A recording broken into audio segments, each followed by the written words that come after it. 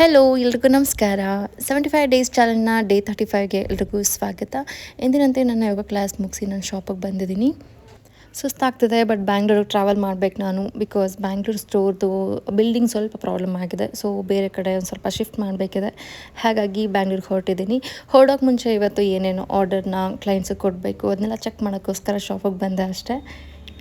ಬರ್ತಾನೆ protein shake ಕುಡ್ಕೊಂಡು ಬಂದಿದ್ದೀನಿ. ಸೊ ಅದೇ ಬ್ರೇಕ್ಫಾಸ್ಟ್ ಥರ. ಇದೆಲ್ಲ ಇವತ್ತು ಕ್ಲೈಂಟ್ಸ್ಗೆ ಕೊಡಬೇಕಾಗಿರುವಂಥ ಕಾಸ್ಟ್ಯೂಮ್ಸ್ಗಳು, ಅಂದರೆ ನಾಟ್ ಎ ರೆಂಟಲ್ಸ್. ಇದೆಲ್ಲ ನಾವು ಸ್ಟಿಚ್ ಮಾಡಿರುವಂಥ ಕಾಸ್ಟ್ಯೂಮ್ಗಳು. ಲೆಹೆಂಗಾ ಸೆಟ್ ಇವಾಗ ತುಂಬ ಟ್ರೆಂಡಿಂಗಲ್ಲಿರೋದು. ಎಲ್ಲರೂ ಸ್ಯಾರಿಯಲ್ಲಿ ಲೆಹೆಂಗಾ ಸ್ಟಿಚ್ ಮಾಡಿಸ್ತಾ ಇದ್ದಾರೆ. ಲೆಹೆಂಗಾಸ್ ಆ್ಯಂಡ್ ಕ್ರಾಪ್ ಟಾಪ್ಸ್ ಅಥವಾ ಬ್ಲೌಸಸ್ ವಿತ್ ದುಪ್ಪಟ್ಟ ಈ ಥರ. ಸೊ ಅದೇ ಇವಾಗ ಟ್ರೆಂಡಿಂಗ್ ನಡೀತಾ ಇರೋದು. ಆ್ಯಂಡ್ ಈ ಕಾಸ್ಟ್ಯೂಮ್, ಈ ಗ್ರೇ ಕಲರ್ ಕಾಸ್ಟ್ಯೂಮ್ ಏನಿದೆ, ಇವ್ರ ಬಗ್ಗೆ ಹೇಳಲೇಬೇಕು. ಆ್ಯಕ್ಚುಲಿ ಇವರು IPS ಆಫೀಸರ್ ಮಗಳು. ಅವರಮ್ಮ IPS ಇದ್ದಾರೆ. ಬಟ್ ಇದನ್ನು ನಾನು ಅವ್ರು IPS ಆಫೀಸರ್ ಅಂತ ಹೇಳ್ತಿದ್ದೀನಿ ಅಂತಲ್ಲ. ಬಟ್ ಈ ಕಾಸ್ಟ್ಯೂಮ್ನ ನಮ್ಗೆ ರೆಡಿ ಮಾಡೋಕ್ಕೆ ಹೇಳಿದ್ರು. ಅವ್ರು ಎಷ್ಟು ಸಿಂಪಲ್ ಅಂದರೆ, ಅವ್ರು ಬಂದಾಗ ಅವ್ರು ದೊಡ್ಡ ಆಫೀಸರ್ ಥರ ನಂಗೆ ಫೀಲೇ ಆಗಲಿಲ್ಲ. ಅಷ್ಟು ಚೆನ್ನಾಗಿ ಕನ್ನಡ ಮಾತಾಡ್ತಿದ್ರು. ಎಸ್ಪೆಷಲಿ ಅವ್ರ ಮಗಳು, ಜಸ್ಟ್ ವಾವ್, ನಿಶ್ಮಿತಾ ಅಂತ ಅವ್ರ ಹೆಸರು. ಅವ್ರು ಕನ್ನಡ ಎಷ್ಟು ಚೆನ್ನಾಗಿ, ಅವ್ರ ತಾಯಿ ಹತ್ರನೂ ಕನ್ನಡನೇ ಮಾತಾಡ್ತಾಯಿದ್ರು. ಇಲ್ಲಿ ನಾನು ಎಷ್ಟೊಂದು ಮಕ್ಳುಗಳನ್ನ ನೋಡ್ತಾನೆ ಇರ್ತೀನಿ. ಈವನ್ ಚಿಕ್ಕ ಮಕ್ಕಳು ಕೂಡ ಅವ್ರ ಅಪ್ಪ ಅಮ್ಮ ಬಂದಾಗೆಲ್ಲ ಅವರು ಇಂಗ್ಲೀಷಲ್ಲಿ ಮಾತಾಡಿಸ್ತಿರ್ತಾರೆ. ಆ ಮಕ್ಕಳು ಕೂಡ ಇಂಗ್ಲೀಷಲ್ಲೇ ಮಾತಾಡ್ತಿರ್ತಾರೆ. ಬಟ್ ಇವರು ಅಚ್ಚ ಕನ್ನಡದಲ್ಲಿ ಅವ್ರ ಅಮ್ಮನ ಹತ್ರ ಮಾತಾಡ್ತಾಯಿದ್ರು. ದೊಡ್ಡ ಆಫೀಸರ್ ಮಗಳಾದ್ರೂ ಕನ್ನಡದಲ್ಲಿ ಎಷ್ಟು ಸ್ವೀಟಾಗಿ ಮಾತಾಡ್ತಾಯಿದ್ರು. ಅವ್ರ ಅಮ್ಮ ಕೂಡ ಹಾಗೆ ರಿಯಾಕ್ಟ್ ಮಾಡ್ತಾಯಿದ್ರು. ನನಗಂತೂ ತುಂಬ ಅಂದರೆ ತುಂಬಾ ಖುಷಿ ಆಯಿತು ಅವ್ರ ಕನ್ನಡನ ಕೇಳಿ. ಎಸ್ಪೆಷಲಿ ಅವ್ರು ರೆಸ್ಪೆಕ್ಟ್ ಮಾಡ್ತಾರಲ್ಲ ನಮ್ಮ ಭಾಷೆನ ಅಂತೇಳಿ. ಆದಷ್ಟು ಮಕ್ಕಳಿಗೆ ಕನ್ನಡನೇ ಕಲಿಸಿ, ಇಂಗ್ಲೀಷು ಕಲೀರಿ ಬಟ್ ಕನ್ನಡ ಜಾಸ್ತಿ ಮಾತಾಡಿ.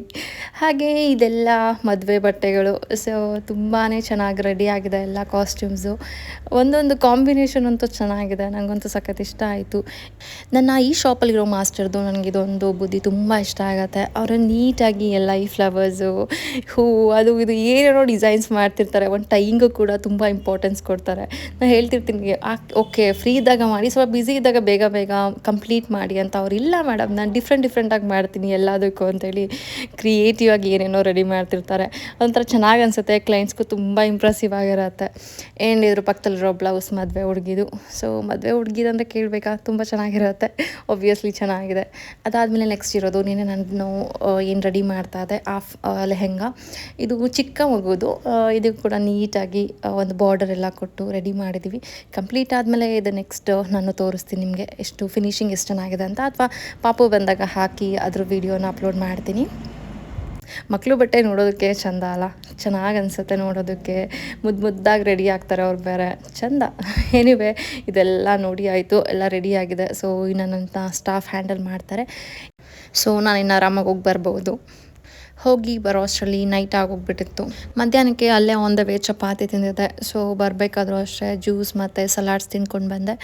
ಸೊ ಬಂದು ನನ್ನ ಕೆಲಸ ಇವತ್ತು ಏನೇನಿತ್ತು ಎಲ್ಲ ಮಾಡಿದಾರ ಅಂತೇಳಿ ಡೀಟೇಲಾಗಿ ಚೆಕ್ ಮಾಡ್ತಾ ಇದ್ದೆ. Oh my god, hello Bela. Anyway actually ತುಂಬ ಟಯರ್ಡ್ ಆಗಿದೆ. ಇವತ್ತಿನ ದಿನ ಹೀಗಿತ್ತು. ನಾಳೆ ಸಿಗುವ, ಬಾಯ್.